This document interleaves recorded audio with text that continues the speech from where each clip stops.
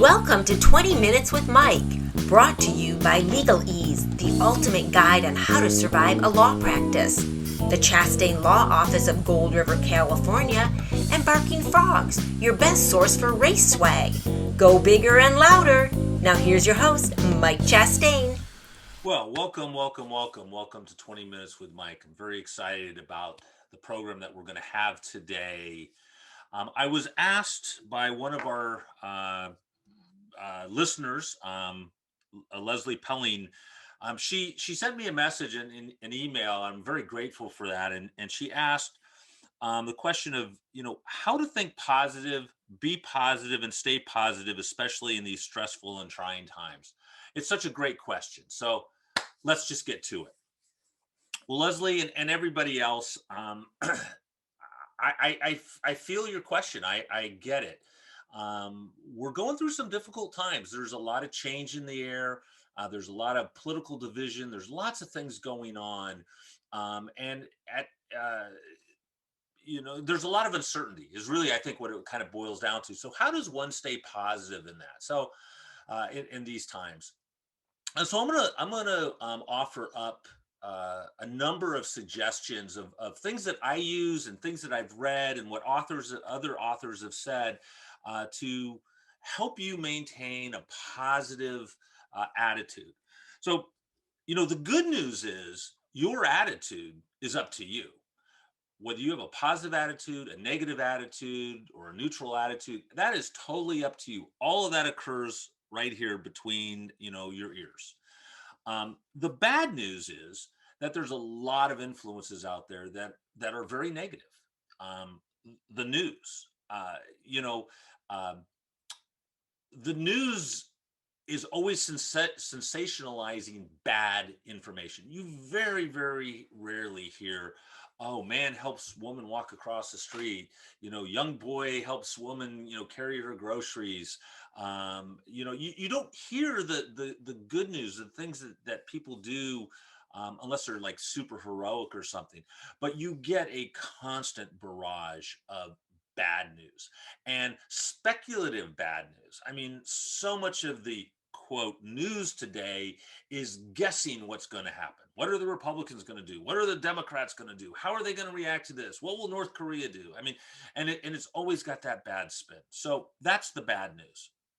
Well, let's talk about how to address that.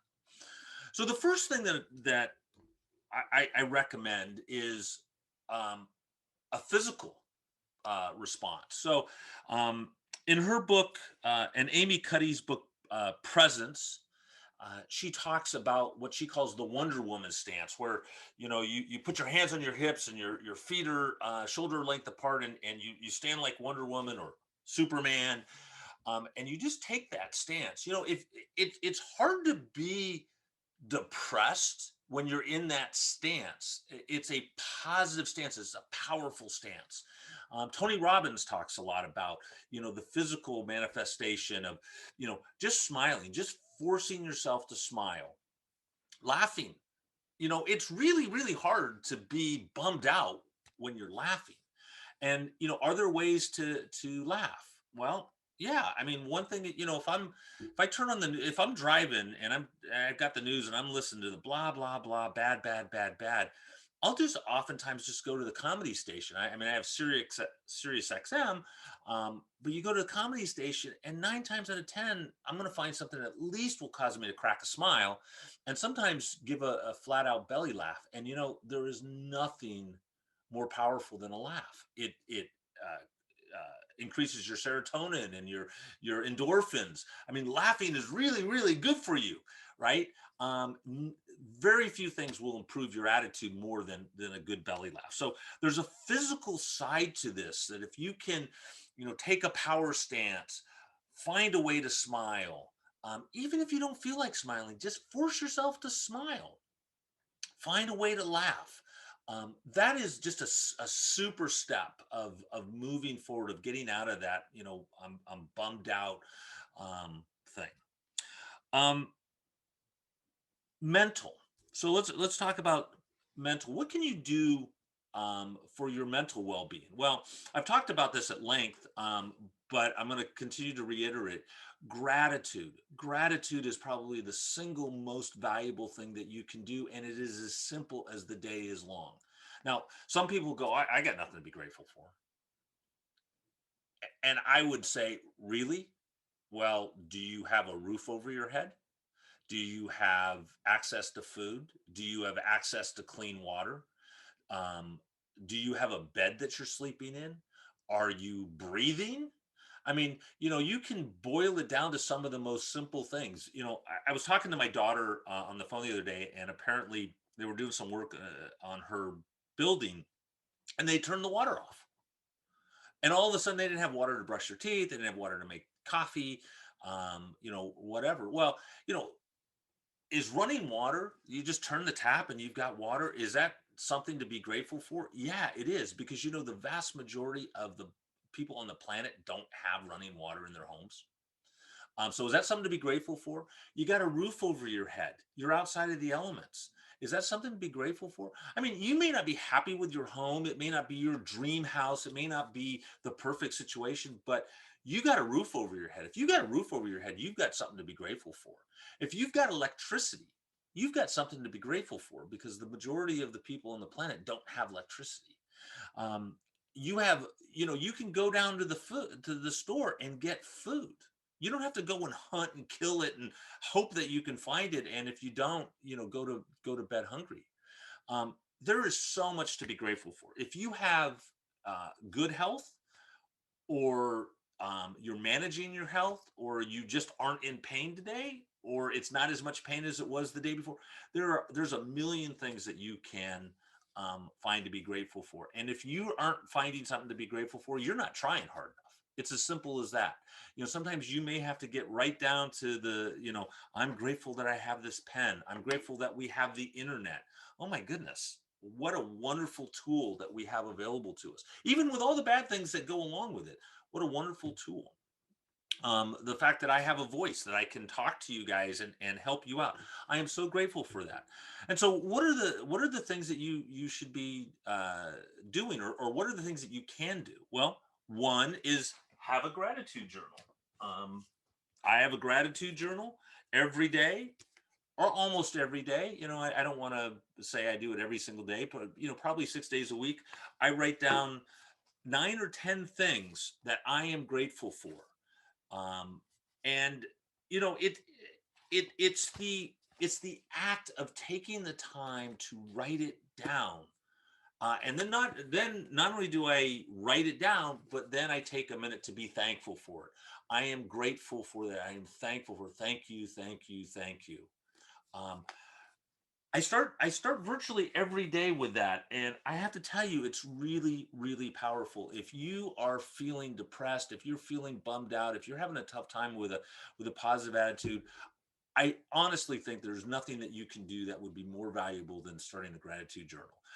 Or if you're not into writing it down, just be grateful. I have, according to the Secret, in the book The Secret, they talk about having a gratitude rock. I have this beautiful blue rock that sits on my nightstand, and every night before I go to bed, I grab the rock, I put it in my hand, and I think of at least one thing that I'm grateful for that day. That's what I do every night before I go to bed. And if I travel, I take the rock with me, right? It is a reminder. When I see that rock, it is a reminder to take a moment. It takes, 10 seconds to be grateful for something, so that before I go to sleep, I can be grateful.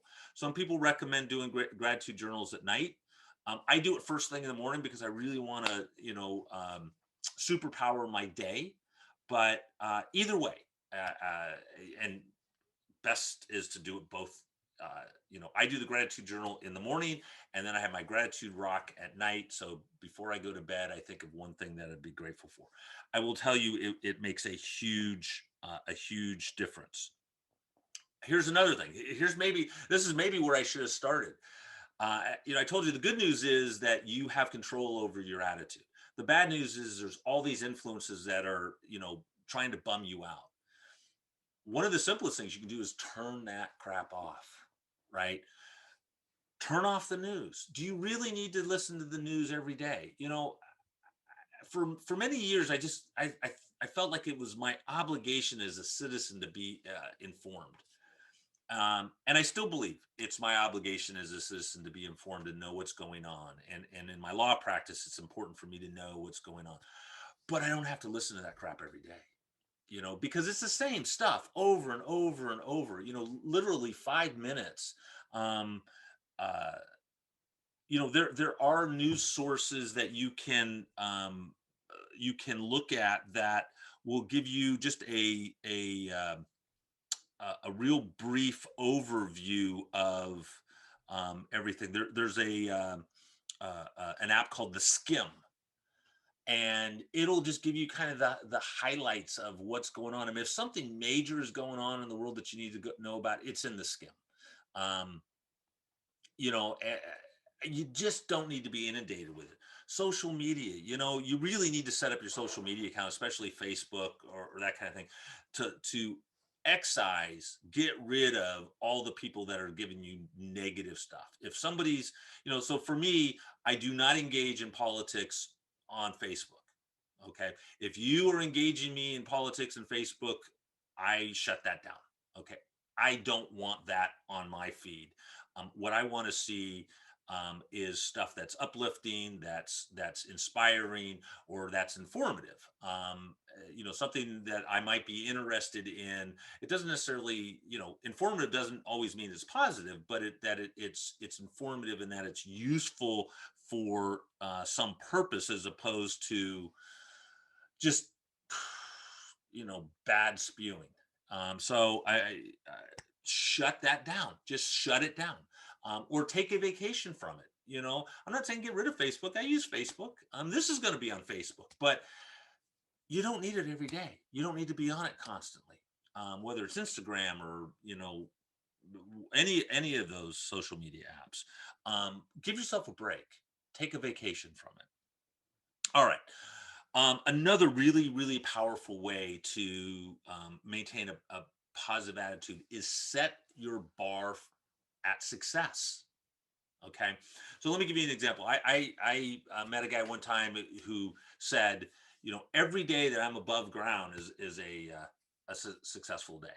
And what he meant is every day that he woke up, he opened his eyes. To him it was a successful day. He wasn't dead, right? Um, that bar maybe is a little low, but that's a pretty good attitude. That dude was always cheery. I never saw him bummed out, because that's a pretty low bar. I woke up, man, it's a good day. And for a lot of people, it is a good day. I've also known people that, set the bar. If I don't make $1 million today, I mean, literally, they would say, if I don't make $1 million today, it's a bad day. Man, you have just set yourself up for failure. You have set the bar at disappointment because, I mean, unless you are Elon Musk or Jeff Bezos or whatever, you're probably not making $1 million a day.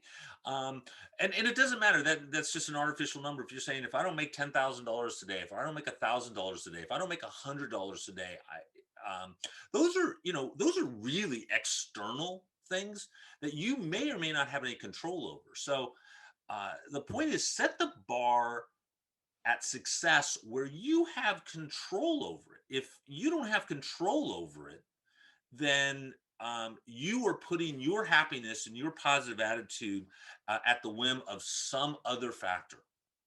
Set your bar at success. Give yourself the opportunity to be successful every single day. And it is totally possible. I've recently written a blog, or I'm working on a blog about a guaranteed way to have a successful day every single day. It is totally possible, but it starts with setting the bar at a place that you can achieve. A couple other things that I think are really important. Mo Gawdat, Gawdate, who's like the CEO of Google X, wrote a book called Solve for Happiness. And then there's another book, uh, Viktor Frankl, the Man's Search for Meaning. And they both kind of get to the same place. They both talk about having a purpose. Having a purpose will improve your uh, your attitude.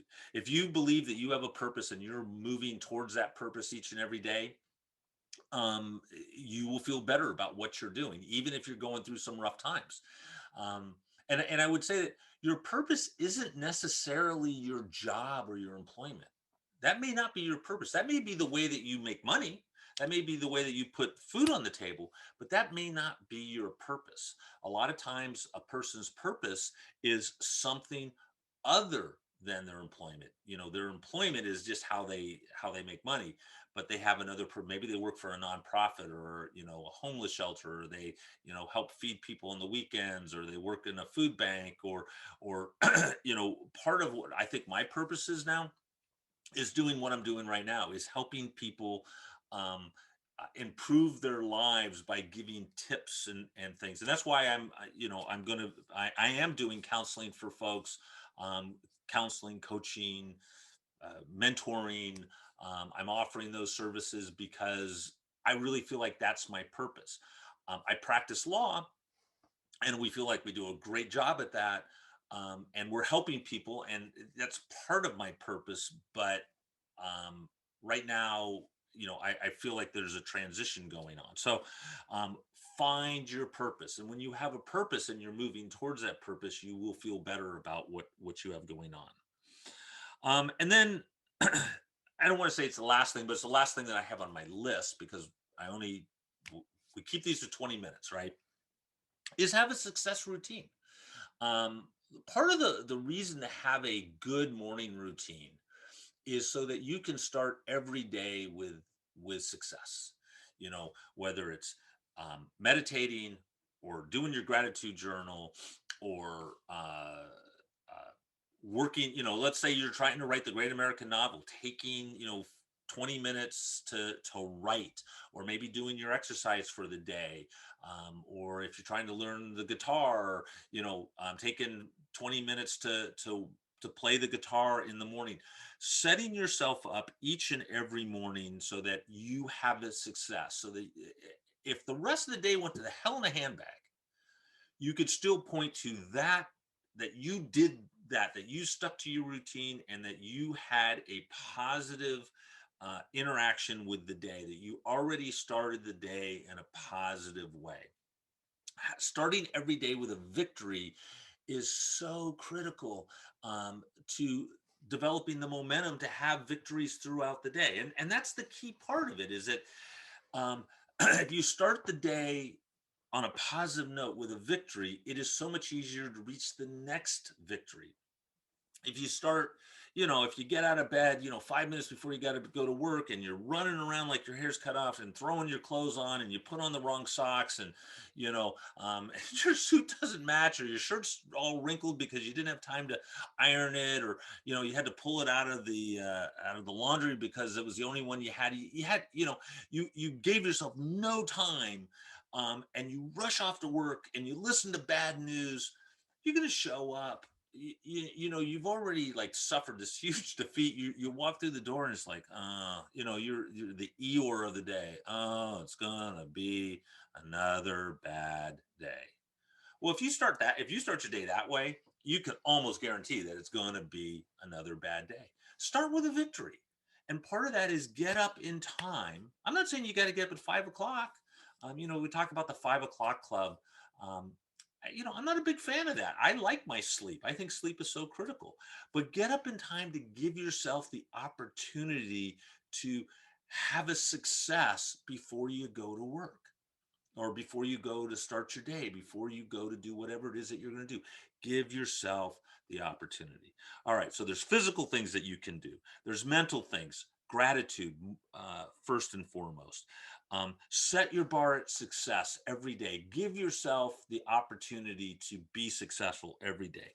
Have a purpose. And if you don't know what your purpose is, figure it out. You know, meditate on it, and it will come to you. You will see it. It is there. It's not a grand secret. You will find your purpose, and have a successful routine so that you can start each and every day with a success. All right, we are at 3, 2, 1. There we go. All right, our 20 minutes is up. I hope you guys find this helpful. it is so beneficial to me when someone asks me a question like this, and then I take the time to think about it.